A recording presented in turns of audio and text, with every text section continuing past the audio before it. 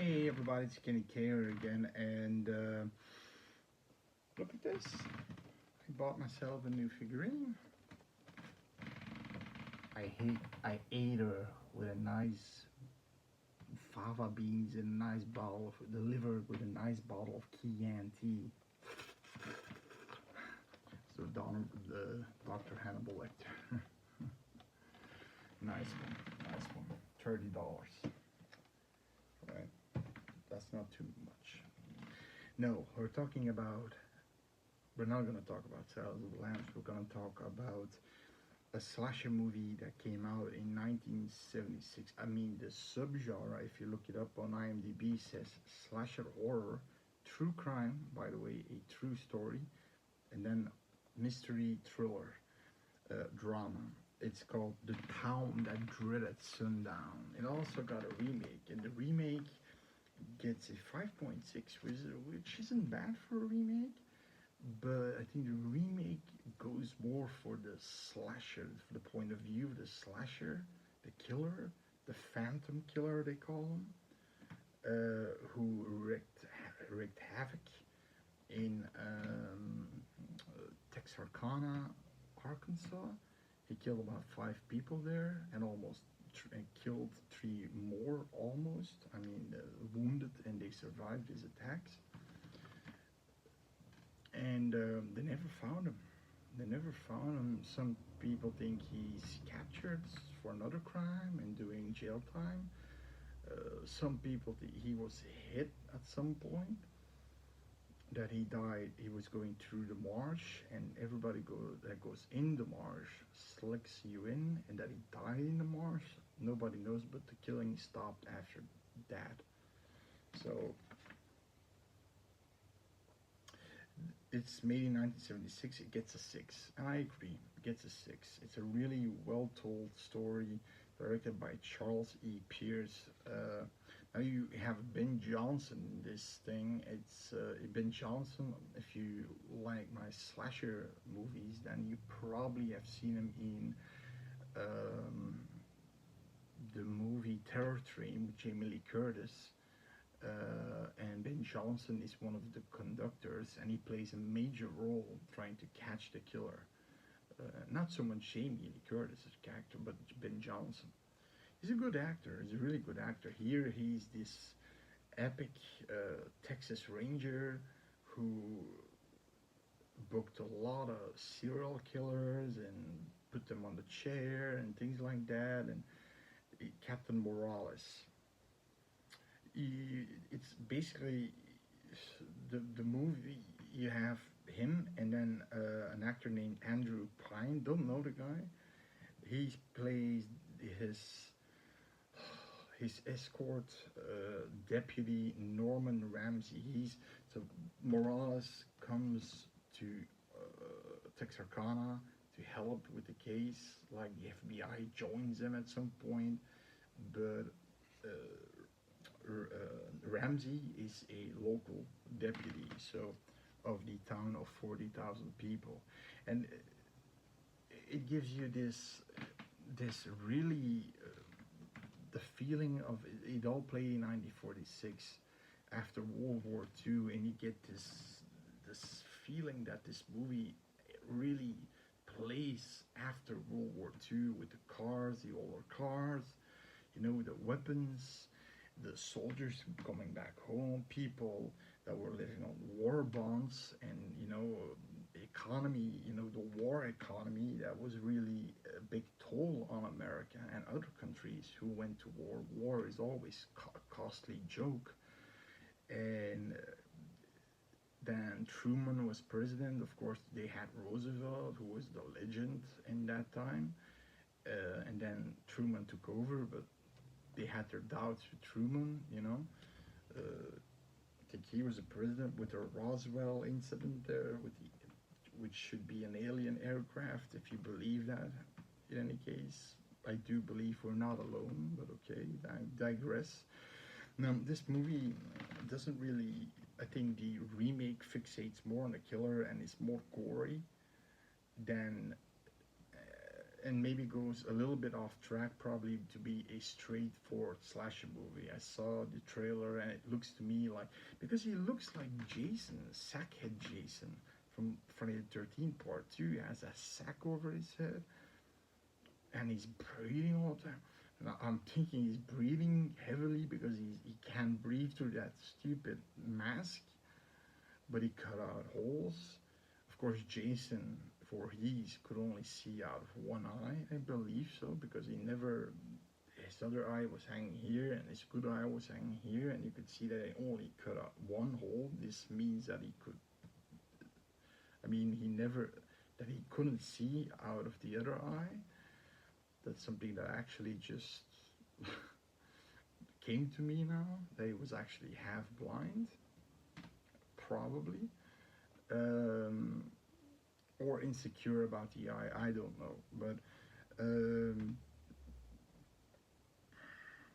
eventually, this the remake, like I said at the end, didn't seen it yet. I'll maybe see it in the future.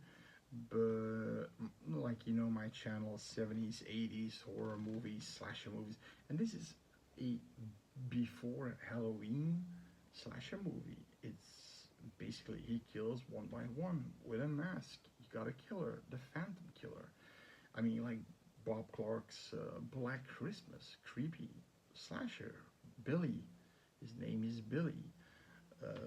A Bay of Blood, slashers. Okay, the entire family just kills each other, but slasher. I mean, it's all Psycho, Peeping Tom, all slashers. Before Halloween. Now, of course, Halloween took the prototype with the horny teenagers and who get killed by a masked raging lunatic, and that became the new template. But these movies are still, they have more meat to the bone, so they focus on the police force more in this movie. So they're trying to hunt the killer down. He tries to kill two people in the beginning, but he fails. He always has this club where he beats somebody. He tries to beat somebody to death. He tried that in the beginning with the guy. And you see some gore because, like, for example, when he pulls the guy out, you see the blood from the shards of glass dripping off. The woman survives, but she was bitten multiple times in her back by the killer. You see the blood, and she's crawling. You see she's full of blood. Probably the most bloody scene is when he clubs the guy half to death, and you see the blood going. That, and when he shoots somebody, but a revolver, he has this old-time revolver like a Smith & Wesson's or something, with a silencer on. I never knew that revolvers could hold silencers. Now, back in the day, I think the bullets were just weaker because he shoots her, and that's the whole. He kills her husband, shoots him twice in the neck and in the head, and he's still even then he's crawling, and then he dies. She sees this. Now, this is the most stupid people you can have. I mean, that there's this killer roaming around, kills at night, and they're leaving their front door open with the screen wire for the bugs, and he just stands there and looks at the woman, just breaks in, of course, because easy to break it. They had it locked with this little hook thing. A screen wire door is gonna hold this pretty strong killer, and he fires and he shoots her in the fucking cheek, and then he shoots her again, and you see the blood splashing I thought he shot her in the temple, but she survives. So I'm thinking, did those bullets were they less? I mean, were they kind of? I'm not a gun knowing person, so would the silencer basically put some strength out of the bullet so it wouldn't penetrate all the way through? Because, like shit, she had this bullet in her fucking cheek. I mean, normally your cheek would have been blown off, but she just has this hole and then she's bleeding out of it. I think the bullet's still in there. I mean, yeah. But stupid couple leaving the door open like that. Okay, yeah. Killer kills the guy just from the window, open window, like that. But like I said, but you have some like effects in there, like the killer kills somebody and you see the bullet hole. Good practical effects in the woman's back. He kills the first two people. He really kills them, or a couple, but he shoots them. And then you have the insane kill that I'm actually don't know if that was real or they had to find a weapon. But this guy usually not didn't leave anything behind. So he had this trumpet, or this trumpet, yeah, or this, you know, like this. He binds this woman to a tree and he puts a knife on the shaft thing. I don't know, to my instruments, I don't. When he blows, that it goes out like this. So he blows with the knife against her body, stabs her with the knife, then blows again. He does it 3 times.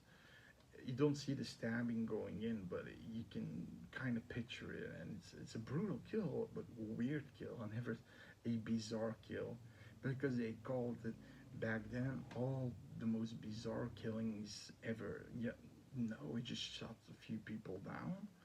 Most of them, the victims were shot down, clubbed, and then shot down.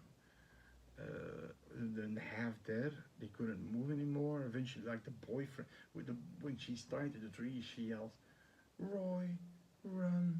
in this voice. Run! No, she said, or I would say, "Help me!" I mean, it's a fucking boyfriend, and she says, he's called Roy, and she's, "Roy, run!" I thought, okay, I would be like, "Help me, you asshole! Get the fuck up!"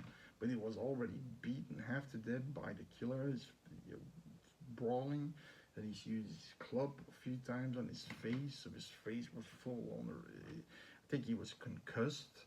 He couldn't walk straight, but he was running a fuck away. Yeah, because she told him to. But I'm thinking, what? If anything, you would help me, right? And then he gets a bullet or two in the back, I think in his head or the back of his body. I'm guessing his head and such. But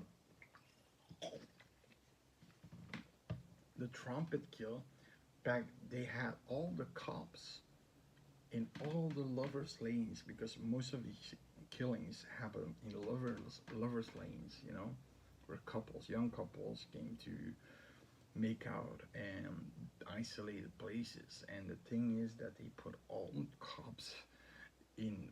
If that's true, that's just because they put them all in dresses. And there's this one guy, this cop named Patrolman Benson, and he's actually played by the director Charles E. Pierce. So he has this role, and his nickname is Sparkplug because he gets angry every time something goes wrong. He's like a spark plug, you know. But he's irritating to the point that I wanted to punch him in the fucking face. He goes in and he's acting driver for Captain Morales and Ramsey, but he's like crazy nutbag who just crashes cars into lakes, and he forgets the keys. Then he's going, looks under the fucking tire. Then he goes back in the office. The chief himself says, "What the hell are you doing here?" And he takes his drawer, just pulls it out on his desk. "What are you looking for?" "The car keys. I can't find the damn car keys." And he says, "Look at that board with all the car keys on. Unit 7. "Oh yeah, that was my second place I'm gonna look." Oh, what a, as the director, he made this slapstick kind of feeling in the police station with these true crime things. I mean, if the victim, I mean, the parents of these victims that died see that, they're making the investigation look like amateurishly, amateur like, and they're laughing their asses off with the cops all in drag, acting like couples, pulling themselves on Laura's lanes. But then again, another lover lane that was a few blocks away, the cops, I mean, a few bushes away, because always in the bushes, these lover lanes, he kills these two, like with the trumpet kill. He just goes through all the cops. And like I said, and then you have the seriousness. Ramsey's serious, Morales is, he immediately comes to the police station and says, I'm in charge, and I don't want any reports to know things that we know already. I say leave reporters to buy the police gazette. And he says, I'm gonna bring in 12 of my rangers and one sergeant, and he brings in a whole team of him, and he's really the man. Okay, this is Ben Johnson. He's playing a really good role. He takes this investigation very seriously, and apparently they didn't use the real names of the victims. I'm not sure of the cops. I'm guessing those were real names. The victims were fake names, probably to, for the, like I said, for the victims' parents or some family, that they wouldn't get harassed or something. You never know. So they apparently Morales, until his death, basically tried to hunt this guy down because he didn't believe he was dead. Now, I'm already going spoiler territory. There's a moment when he kills the first two with a gun that Ramsey almost gets him. He's following him. He's the guy, the Phantom Killer, stepping to his car. He even waits a little bit and then goes in. And then you see Ramsey coming out. He could identify the vehicle. But the problem was that he had a riot gun. And he knew that it wouldn't have any effect on it's a scatter gun, right? It wouldn't have any effect really. So he didn't take a shot. He almost had him, but he didn't take a shot. But then in the end, like I said, Morales and Ramsey find his car. He can identify it. They call him some backup, but they say, leave, you guys leave here. The Morales and Ramsey taking shotguns. Now they go to this quarry, and he's standing there, the killer. I don't know what he was doing in that quarry. It's like he was living there or something. And then you see, again with his fucking mask on, that would be horrible to breathe in, especially in Texarkana, Arkansas in the summer. That's heat, right? Real heat. He shoots. Morales takes a shot with his revolver to keep it because he knows it's gonna be a scattergun. He shoots at him. He misses. The guy runs away. They go after him, but they almost have him. But the guy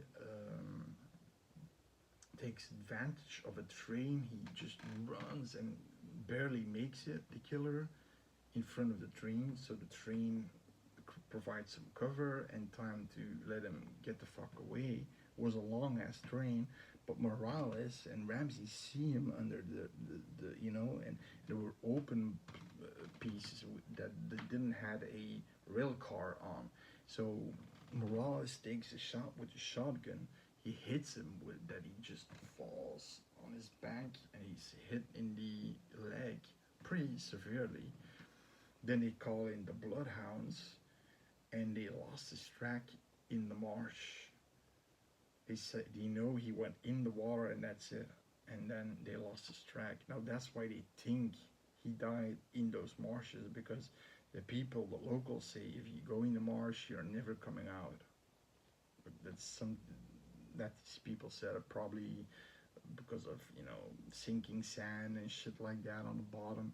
The thing is, okay, the movie, it's a real it's a delight to see those cops working, but then I'm thinking, oh shit, they're doing this slapstick humor with this spark plug guy, this the director who plays this asshole that is irritating and frustrating, and he's working there for 3 months, and he's the guy who takes the calls, and he just starts to rave like a lunatic to these people that take the, the calls, and the chief comes to him. How long have you been working here, Benson? 3 months, sir. 3 months. I thought you were here longer. And he said, one thing, he reprimanded him not to yell at people and threaten them. And then he gets another call and he starts yelling again. Now I'm coming to you. Keep that mangy mud of you closed. Jesus. What a frustrating asshole, man. And he was the director of the movie. I think they just wanted to put something like that. Again, the token comedic relief guy. And especially in this true crime movie, you shouldn't do that, in my opinion, especially if it's true. The victims, what are they thinking of the police acting like buffoons, right? I mean, I'm guessing they really they clothed themselves like women in drag, and then had a guy cop, as the partner. And of course, Spark Plug takes these gigantic balloons. He has this size of a rack. Everybody has a normal rack, but they didn't need the boobs. Everybody just had the wig on and dress on. It's at night you will not directly see if it's a man or a woman. You see two people, and he's paired up with this sergeant, and he's constantly feeling him out. He's teasing him. Whoa, what are you doing? I'm just checking these are real, those breasts. But I understand why you made the other one bigger and the other one smaller. And he's laughing and he says, do you think that I would let the asshole fondle me before I blow his fucking head off? And then it's but he's okay. But for the rest, if Morales was on screen, he owned the screen. He owned that police force. It was really great to see him working as this. I like that little bit of detective mystery going into it in a slasher movie. And it is in IMDb, the first subgenre is slasher movie.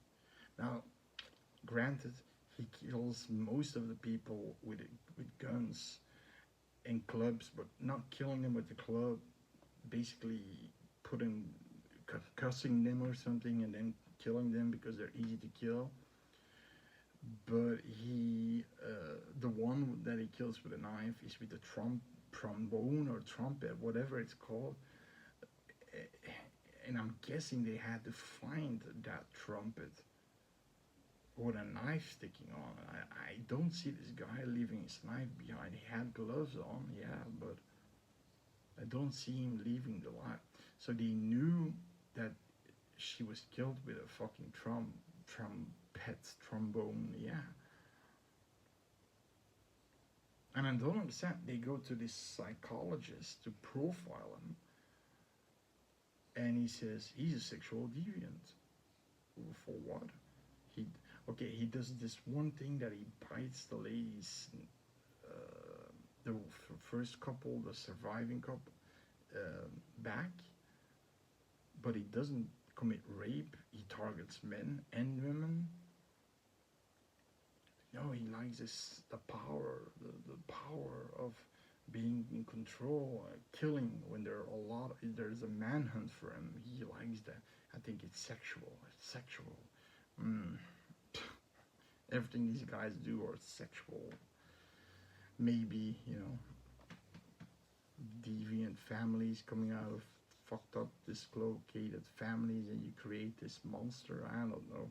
But they never caught him, so like I said, this movie is it's a good movie. You got your and if you want to see the remake, more of the slashing aspect, I think you should see the remake. And but he's gonna steer away, I think, from the more kill. I think he's gonna kill more with a knife and shit like that, more gory, like a slasher movie. It's from 2014. Gets a 5.6, so it's 5.6 isn't bad for a remake. So from a movie that actually just came in somewhere between in the 70s,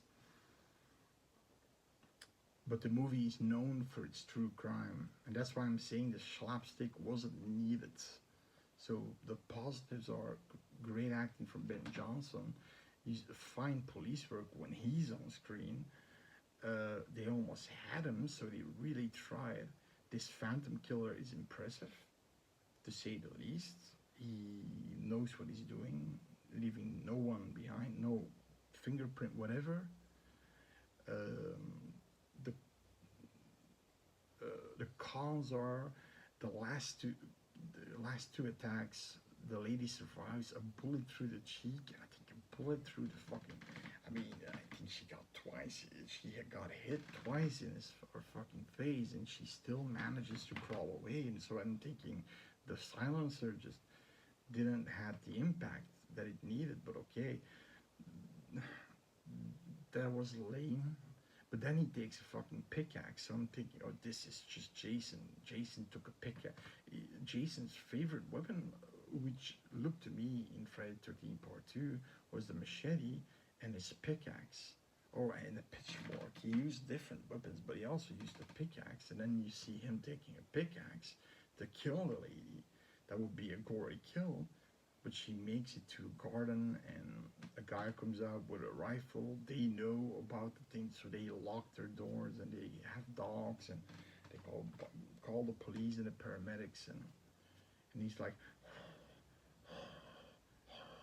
he's angry, and he can't get her, and that he couldn't finish the job. And then you've got that scene, like I said, and that's the last scene actually of the movie, that Morales and Ramsey almost got him.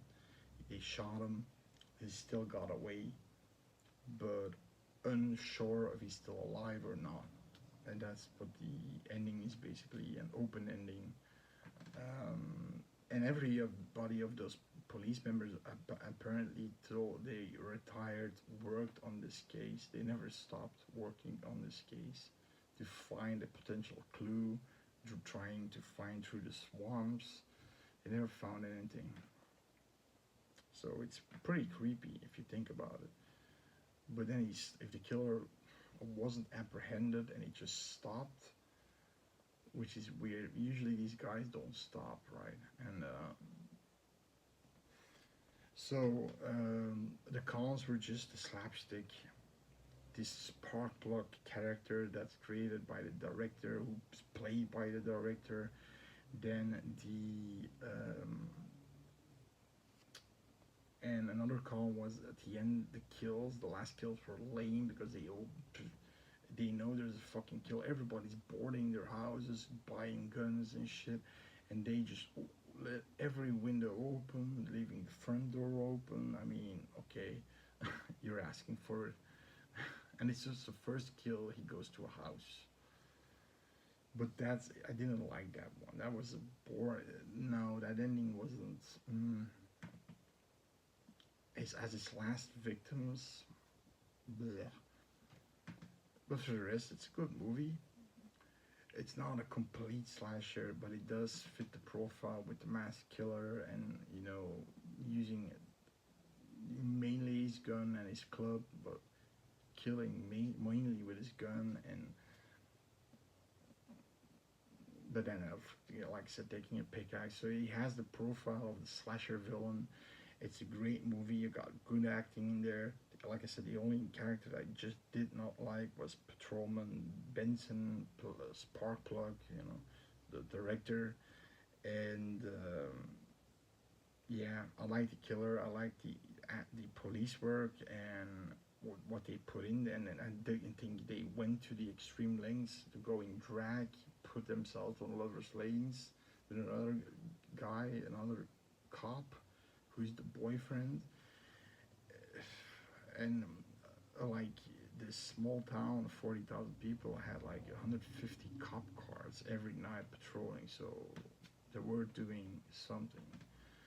So that being said, yeah, I'm giving it a 6 actually. I wanted to do 5.5, but actually a 6 is great. I think it's a fun movie, a great translation to the true crime. It's interesting because it's a true crime story. You feel the World War II after vibes. It's really well done in that aspect too. The soldiers coming back home, you know, going to college, doing jobs, doing this and that. Yeah, it's good. It's good. Good movie. So if you like this damn video, please like it. Comment if you have something to say. Productive. Maybe if you've seen this movie, if you liked it, if you thought it was a little bit quirky at times or not, and subscribe if you haven't for more free horror movie fun. Right? See you next time. Adios.